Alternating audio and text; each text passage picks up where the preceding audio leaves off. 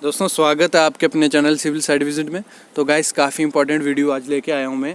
आज मैं बताऊँगा कि आपको फ्रेम स्ट्रक्चर बनाना चाहिए या लोड बेरिंग स्ट्रक्चर। अगर सिंपल लैंग्वेज में बोलूँ कि कॉलम करके बीम करके फिर स्लैब करें या सीधी ईंटों की दीवार करके स्लैब करते हैं, कौन सा बेटर है, कौन सा सस्ता है, क्या क्या चीज़ें इसमें सब मैं आज आपको क्लियर करने वाला हूँ। काफ़ी इंपॉर्टेंट टॉपिक है क्योंकि अभी जो भी कंस्ट्रक्शन हो रही हैं उनमें नॉलेज के बिना कंस्ट्रक्शन की जा रही है। मतलब जो गांव वगैरह हो गए या कहीं कोई ऐसे आर्किटेक्ट या इंजीनियर हैं कि मतलब सिंपल पैसों के लिए आपको कोई भी कुछ भी सजेस्ट कर देंगे। तो उस चीज़ को क्लियर करने के लिए मेरी ये आज की वीडियो है कि आपको लोड बेरिंग स्ट्रक्चर बनाना है या फ्रेम स्ट्रक्चर, और दोनों का डिफरेंस भी बताऊँगा, कौन सा आपको सस्ता पड़ेगा और कौन सा आपको महंगा पड़ेगा। ये सब आज मैं आपको बताने वाला हूँ।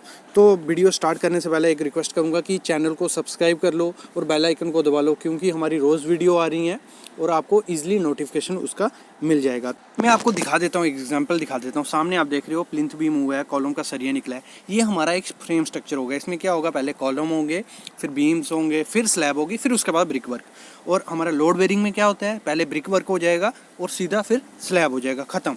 तो इसको मैं समझाने के लिए थ्योरेटिकल पार्ट बनाया है मैंने टोटल, उसमें सब मैं आपको क्लियर करता हूँ।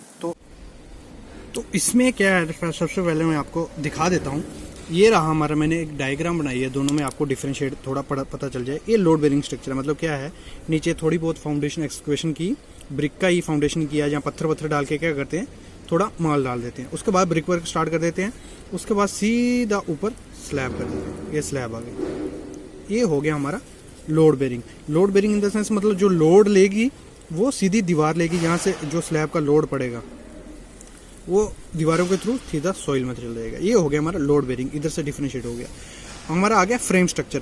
फ्रेम स्ट्रक्चर कौन सा हो गया, मतलब क्या होगा, नीचे फुटिंग होगी, फिर plinth beam, tie beam, column खड़ा होगा, फिर ऊपर स्लैब बीम आएंगे, फिर स्लैब होगी, वो हो गया फ्रेम स्ट्रक्चर। उसके बाद हमारी ब्रिक मैसनरी होती है। आज का जो हमारा टॉपिक है, इन दोनों का डिफरेंशिएट है, और दोनों के मतलब कौन सा आपको सुजेस्ट करूं मैं, वो सब मैं आज आपको बताने वाला हूं। तो इनका मतलब एक डिफरेंस से स्टार्ट करता हूं। सबसे पहले आती है लाइफ की, क्योंकि अगर कोई घर बना रहे हो आप, मेन चीज़ क्या है, उसकी लाइफ। अगर अच्छी चीज़ बनी होगी उसकी लाइफ ज़्यादा चलेगी और जो खराब होगी उसकी कम। तो स्टार्ट करता हूँ। तो जो फ्रेम स्ट्रक्चर होता है उसकी लाइफ ज़्यादा होती है एज़ कम्पेयर टू इसके। दो चीज़ें हैं, तो सुनना मैं क्या बोल रहा हूँ। इसकी लाइफ ज़्यादा होगी एज कम्पेयर टू इससे। लेकिन अगर इसको आपने अच्छे से नहीं बनाया, मतलब इसमें, क्योंकि इसमें प्रॉपर चीज़ें चाहिए, क्योंकि जो स्टील यूज़ कर रहे हो, जो आप कंक्रीट यूज़ कर रहे हो, वो अगर सुपरविजन अच्छी नहीं हुई ना, तो ये इसकी लाइफ कम हो जाएगी इससे। और जो लोड बेरिंग होता है इसमें इतनी सुपरविजन की ज़रूरत नहीं है, क्योंकि इसमें ब्रिक की यूज़ होगी और सीधी स्लैब आएगी, तो इसमें इसकी लाइफ कोई इफेक्ट नहीं करेगी आपकी सुपरविजन से, ये ध्यान रखना। और क्या हुआ है, जैसे कि हमारा जो स्ट्रक्चर है फ्रेम स्ट्रक्चर, उसकी लाइफ ज़्यादा होती है अगर उसको प्रॉपर वे से बनाओगे। दूसरी चीज़ आती है फाउंडेशन, क्योंकि कोई भी घर बनाओगे आप तो फाउंडेशन कॉस्ट सबसे ज़्यादा पड़ती है। तो अगर आपने इसकी फाउंडेशन की बात करें तो इसकी कोई, क्योंकि इसकी ज़्यादा डेप्थ जाती है, 1 से 2 मीटर हम लेते हैं, तो उसके बाद हम फाउंडेशन कर देते हैं, तो इसकी कॉस्ट इतनी ज़्यादा इफेक्ट नहीं करती। अगर हम 3 मीटर भी जाएंगे तो ज़्यादा कॉस्ट इफेक्ट नहीं करेगी। और चीज़ देखी जाती है कि इसको आप कहीं भी, अगर आपकी क्ले सॉइल है, मतलब कॉटन सॉइल है या कोई ब्लास्ट सॉइल है, तो उसमें हम फ्रेम स्ट्रक्चर बना सकते हैं। लेकिन इसमें क्या होता है, ब्रिक वर्क में इसको आपको हार्ड स्टार्टा ही देखना पड़ेगा। मतलब जहाँ अगर पत्थर वगैरह वाली ज़मीन होगी वहीं आप इसकी फाउंडेशन कर सकते हो और उसके बाद आप दीवार चढ़ा सकते हो। फाउंडेशन इन द सेंस, क्योंकि नीचे हार्ड स्टार्टा बनाते ही हैं, तो वो आप कर सकते हो। और इसकी कॉस्ट ज़्यादा पड़ जाएगी अगर आपकी मतलब हार्ड स्टार्टा नहीं मिल रहा है और नीचे जाते गए, तो इसकी कॉस्ट बड़ी ज़्यादा बढ़ जाती है, क्योंकि इसमें ब्रिक वर्क होगा तो उसकी कॉस्ट सबसे ज़्यादा हो जाती है। नेक्स्ट है हमारा, जो देखा जाए सस्ता कौन सा पड़ता है अगर, जो ऐसे तो देखा जाए तो लोड बेरिंग आपको सस्ता ही पड़ेगा, क्योंकि इसमें इतना कंक्रीट का खर्चा नहीं हो रहा है, स्टील का खर्चा नहीं हो रहा है, और फ्रेम स्ट्रक्चर ज़्यादा महंगा पड़ता है। लेकिन इसमें क्या है, सबसे ज़्यादा सरिया और कंक्रीट यूज़ होगा तो उसकी लाइफ भी ज़्यादा बढ़ेगी, ये चीज़ भी होती है। और नेक्स्ट चीज़ अगर हम देखें इनका डिफरेंशिएट, इसमें क्या होगा, लोड बेरिंग स्ट्रक्चर आप 2 स्टोरी से ज़्यादा उठा ही नहीं सकते, मतलब बहुत ज़्यादा रिस्की है।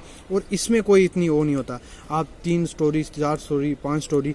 और अगर आप मतलब ऐसे सस्ते की बात देखी जाए, अगर सिंगल स्टोरी बनाओगे फ्रेम स्ट्रक्चर की तो वो थोड़ी कॉस्टली पड़ती है। अगर ज़्यादा माल्या का घर है, मतलब ज़्यादा स्टोरी है, तो फ्रेम स्ट्रक्चर एक्सेप्टेबल है।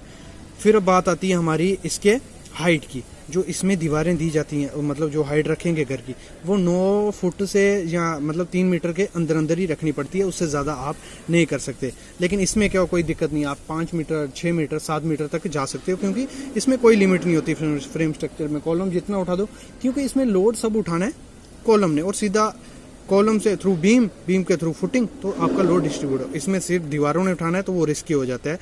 और आती है अंदर के कमरे की साइज़। अगर हम ईंट वाला घर बनाएंगे तो कमरे का साइज़ भी थोड़ा छोटा छोटा ही लेके चलना पड़ेगा, 10 फुट 11 फुट ऐसा ही। इससे बड़ा ज़्यादा रखने के लिए रिस्की हो जाता है, क्योंकि इसमें सिर्फ आपने जो लोड उठाएगी वो आपकी दीवारें उठाएंगी, कोई बीम नहीं होगा। लेकिन फ्रेम स्ट्रक्चर में क्या होता है, आपका मतलब जो लोड होगा वो बीम उठा लेंगे, कॉलम उठा लेंगे, फिर फुटिंग में जाएगा। तो इसमें कोई लिमिट नहीं होती, आप कितना भी बड़ा रूम बना सकते हो। और फ्लेक्सिबिलिटी की बात करें, मतलब अर्थक्वेक वगैरह आया, जहाँ कुछ लोड ज़्यादा आया, तो सबसे ज़्यादा फेल कौन सा होता है, हमारा लोड बेरिंग स्ट्रक्चर। क्योंकि अगर एक भी दीवार गिरी, पूरा घर गिरने के चांसेस हो जाते हैं। लेकिन इसमें क्या होता है, ये अर्थक्वेक वगैरह या जो भी लोड ओरिएंटल लोड लगेगा इसको, वो उसको बेयर कर लेगा। ये इसकी खासियत है फ्रेम स्ट्रक्चर की। नेक्स्ट जो है, मतलब वही कि इसमें क्या होता है, इसमें एरिया आपको ज़्यादा मिलेगा, क्योंकि आपने जो लोड होगा वो सब उठा रहा है कॉलम वगैरह। तो इसमें आप दीवारें पतली भी दोगे, 110 mm दोगे तो चलेगी, लेकिन इसमें आपको 230 की दीवार देनी पड़ती है। ये चीज़ इसमें बहुत बेकार चीज़ है, क्योंकि इससे आपकी कॉस्ट भी बढ़ जाएगी। और सब चीज़ों को देखूं मैं अगर, तो मैं यही प्रेफर करूंगा कि फ्रेम स्ट्रक्चर बनाओ, क्योंकि आगे आगे इन्वायरमेंट कंडीशन और भी ख़राब होती जा रही हैं। तो इसके लिए अगर आपने लोड बेरिंग स्ट्रक्चर रखा है तो अर्थक्वेक वगैरह से उसके क्लैप्स होने के चांसेस काफ़ी ज़्यादा होते हैं। लेकिन आपका अगर फ्रेम स्ट्रक्चर है वो उसको बियर कर सकता है। इसके लिए उसमें प्रॉपर सब, मतलब कॉलम वगैरह, बीम वगैरह, वो क्या स्ट्रक्चर को पकड़ के रखते हैं। तो यही प्रेफर करूंगा कि आप फ्रेम स्ट्रक्चर के साथ ही जाओ। कभी भी मतलब सस्ते के चक्कर में अभी ये लोड बेरिंग स्ट्रक्चर मत बनाओ, मैं इतना ही कहूँगा। अगर by chance load bearing structure बनाना भी है तो उसमें एक चीज़ ज़रूर प्रोवाइड करो, जो आपके लिंटल्स होते हैं, जहाँ ये चीज़ें ये प्रोवाइड कर दो। अगर लोड बेरिंग स्ट्रक्चर में 1-2 कॉलम आप दे ही दो, बाकी मैं प्रेफर करूँगा कि आप फ्रेम स्ट्रक्चर भी बनाओ। तो गाइज ये था आज का हमारा टॉपिक कि लोड बेरिंग स्ट्रक्चर और दोनों में डिफरेंस क्या है, दोनों में बेटर कौन सा है। तो आपको आई होप आपको समझ आ गया होगा कि दोनों में बेटर कौन सा है।